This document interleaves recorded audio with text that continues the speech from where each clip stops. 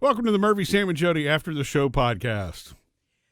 Murphy went to the whole follow-up on the MRI that was unsuccessful because Murphy's super claustrophobic, which we understand. Yeah, it was not easy. Murphy had a different appointment yesterday with I want to say it right. Well, it wasn't an old urologist. It was a neurologist. Yeah. Right.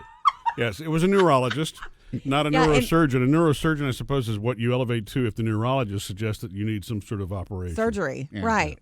Okay. Sam, he comes home with the news of what he's got to do now, and I'm thinking that's going to be an issue too. Well, wait. This on Before we Sam. get that far, though, was it like anything she could tell you or he could tell you in the appointment, or you have to do testing? So, yeah, she's a she, and she's an awesome doctor. This is my first experience with her. She's very thorough. She asked a lot of questions. She's very honest. In fact, you know, it was interesting. You remember the tech at the MRI? So I had an open MRI, which is what they recommend to you when you are too claustrophobic to have a regular one where you're completely enclosed. And so her first recommendation was, well, we can certainly do an open MRI. I'm like, I've already done that. I already tried that. Lasted 3 minutes. I'm that claustrophobic. Right. And I asked her, I said, I really feel silly about this. I said, the tech at the MRI place, because I'm a layman, I call it an MRI place, right? I don't actually call it the MRI center, the imaging center. And I said, she said that this is pretty familiar. So how often do you see this? She says, well, usually when somebody can't do the closed MRI, they can do the open MRI. Is that what she said? I don't remember her saying that. But she said, there are percent. She says claustrophobia is a very real thing, and so I've obviously seen cases like yours too.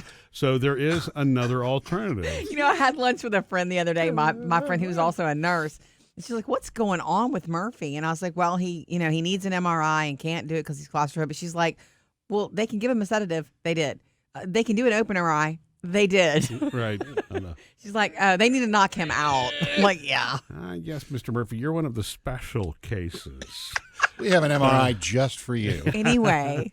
So, okay. So your new doctor, neurologist. Yeah, and so she suggested something. Well, so I know I've been through this road. I've been down this road before where they've said if you can't do the MRI, then okay, I guess we'll have to do a CAT scan. The CAT scan, it's kind of old school. You know what I mean? It shows Sam's things. dying to go meow. Yeah. It shows things. It doesn't show all of the things. Yeah. And so they really they would prefer for you to be able to do the full blown MRI. Yes. That's really what they want. Mm-hmm. And but so she suggested something I didn't know existed. Apparently there's an MRI that you can sit in, or you can sit up. And and Murphy thinks this is going to be better because he's not laying. I do. You think that part of your problem is laying down. I'm thinking if you're sitting up and it's still in front of your face. I'm telling you. But you've said you're uncomfortable. You can't get comfortable laying down, right? Yeah, and that's where I started to get claustrophobic and feel trapped. I think it's kind of like a dog. You know what I mean? If the dog's not comfortable, he's not going to roll over and show you his belly. You know what I mean? And so I'm like, yeah, it's exactly like I'm that. Thinking, she said that the only difference in this one is the helmet's a little bit bigger. So whenever I sit down with a bigger helmet, apparently it's going to be I'm still enclosed, but I'm sitting up. Okay. Do we have one of sit-up MRI around here? Yes. Yeah. Mm-hmm. Oh, yeah. I'm supposed to be reaching out and scheduling it with you soon. Yeah. Can I come with you this time? Do you not want me anywhere near? Oh, no, I would love for you to come with me. That's fine. Hold your hand. Here's the deal.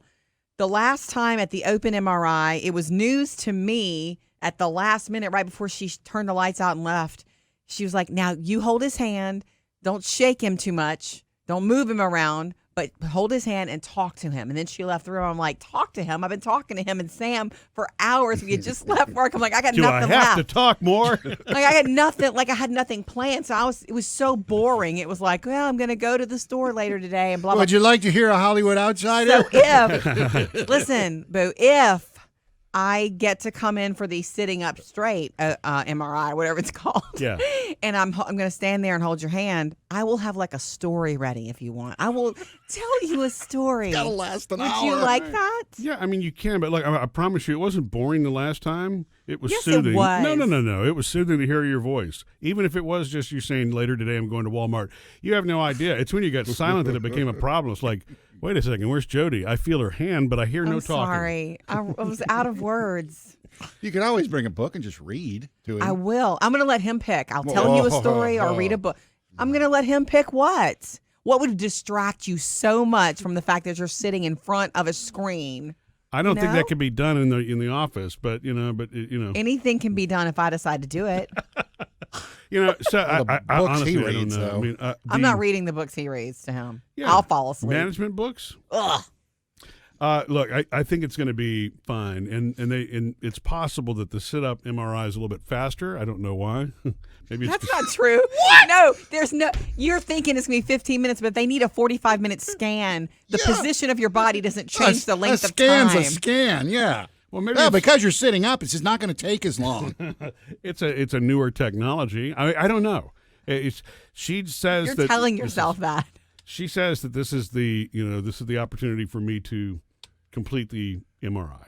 So what about the sedative? Is she going to give you some more? Yeah. Yes, they've upped the sedative this time, which is what the specialist is comfortable doing that. But they're not going to knock me out for this. Apparently, if it's going to be, if I can't do this, then it's going to be the old school CAT scan, and what we see on the screen is what we'll see on the screen. So I don't know why you can't go to a provider who's going to knock you out, because I've heard that they do knock people out for MRIs. Yeah. We just can't find the right doctor.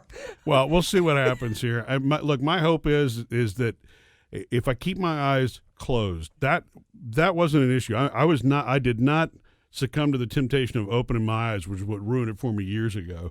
Yeah. I mean, if you want to jump out of a tube, that's the fastest way to do it. Open it up and then see what's really in front of you.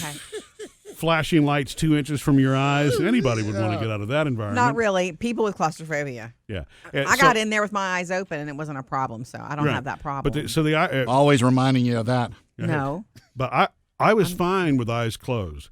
Good. It was the head tilted back, and then when I had the little issue breathing, and then, of course, you can't budge or move because you'll screw up the picture. It does sound horrible because I can see how that would be a helpless feeling. Yeah. It does sound bad, for someone who is fearful. I don't take the technology for granted, even though I would like to think in 2020 that we would be past all of this. Yeah. But, think about it. 100 years ago, there wasn't any of this stuff to start with. So I'm just going to do my thing. But seriously, I will have a better story prepared this time. Mm-hmm. I will. Once upon a time. No, you said it helped, and when I stopped talking, it was a problem. So I'll do that. Well, I'll do my part. I'm confident. What choice do I have? I'm gonna go into it with confidence. I'm still having a headache, so we want to figure out what the heck is going on. Yeah. Did you get any insight on serious that from the issue doctor? is that you are seriously needing answers on this. Yeah. No, we don't have any more insight on that. She said that the headaches that I'm having, that either would be I would have some other sort of sinus indication of them, or they wouldn't typically come from the neck. That's why she still wants to rule out the rest. So yeah, but the whole getting nauseated and then it really just taking over and this she says that severe pain behind your eye. She says that would typically be a migraine, but I don't have the classic migraine symptoms, which are I'm not sensitive to light. Like roaches. I guess I don't know. Mr. Murphy, are you married by chance? Yeah. She pointed bright lights into my eyes and told me to see how long I could take it, and that was no problem. I really didn't have it. I was looking past her. There were none of the. She even had me. Well, the last time I had to do which she asked me to start at one corner of the room and walk to the other, and that was a police officer that asked me to do that the last time. Yeah, the night you quit drinking. Yeah, so needless to say, and you didn't make it across the room. Right. This time I did. So all right, okay. So I passed the test. So not only do I not have a migraine, I hadn't been drinking. So yay. But anyway, I'm looking at pictures of sitting MRIs. It kind of looks like a airplane seat ish. Okay, not bad cool. at all. Oh yeah. Yeah. Oh, so nothing's directly in front of your face? It's on the sides of you. That lady has a helmet on. No, it puts a helmet and it does scan you and it does come across you. But if your eyes are closed, you're fine. That's what I'm saying. I think sitting up, I believe I could do that. I could carry a conversation. I could be comfortable. Sitting up with my eyes closed is the way that I do the meditations every day. You're not supposed to be talking, though. You're supposed to be like, I can talk to you, but I don't think you're supposed to talk. Because that'll move your head and mouth, and they need you still. Yeah, well, I mean, with the meditations, I don't talk anyway either. You see what I'm saying? But you can't bring the phone in there to like listen to Calm because it's magnetic. Yeah, I was gonna say you listen to Harry Styles for a half hour. No, I mean, and I don't. It's okay. I don't have to. I think that there are ways that you could bring music in if you wanted to. But my point is, I'm used to being quiet in a seated position for long periods of time. I'm not used to being tilted back with my neck, back in an odd position with a cage over my head, for 30 minutes. That's all. So I think I can do this. I know it. So we'll let you know, Sam, when it happens. And Murphy, you can think about what story you want me to give.